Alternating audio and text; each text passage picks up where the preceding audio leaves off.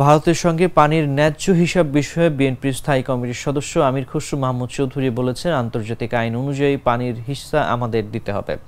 জনগণের ভোটে নির্বাচিত সরকার যখন আসবে, যদি জনগণ বিএনপির পক্ষে রায় দেয়, আমরা আমাদের পক্ষ থেকে বিষয়টি নিষ্পত্তির চেষ্টা করব। আশা করি নিষ্পত্তি করতে পারব। শনিবার দুপুর 12টার দিকে লক্ষ্মীপুর পৌর আইডিয়াল কলেজে আশ্রয় নেওয়ার বন্যা দুর্গতদের দেখতে গিয়ে সাংবাদিকদের তিনি এসব কথা বলেন। এ সময় বিএনপির উদ্যোগে এসব অসহায় মানুষের মাঝে খাদ্য সামগ্রী বিতরণ করা হয়। আমির খসরু মাহমুদ চৌধুরী বলেন, এ বন্যায় সার্বক্ষণিকভাবে ক্ষতিগ্রস্তদের পাশে বিএনপি থাকবে। ত্রাণ বাড়ি বাড়ি পৌঁছে দেবে। আমাদের নেতাকর্মীদের সেভাবেই নির্দেশনা দেওয়া হয়েছে।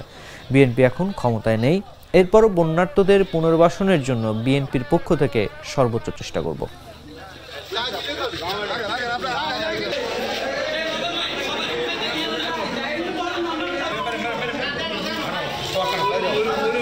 বাংলাদেশের মানুষের বহু যুগ যুগ ধরে এই প্রত্যাশা আছে, কিন্তু পূরণ হয়নি।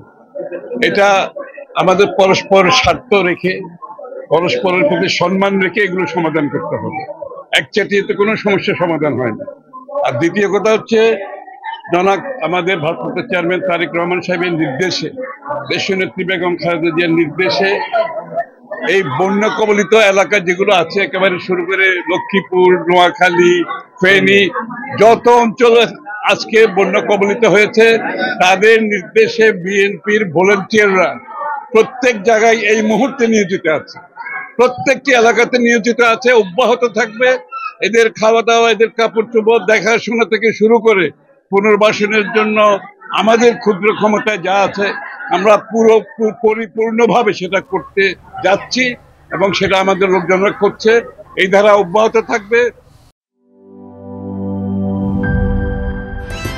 Hydrostatic pressure test.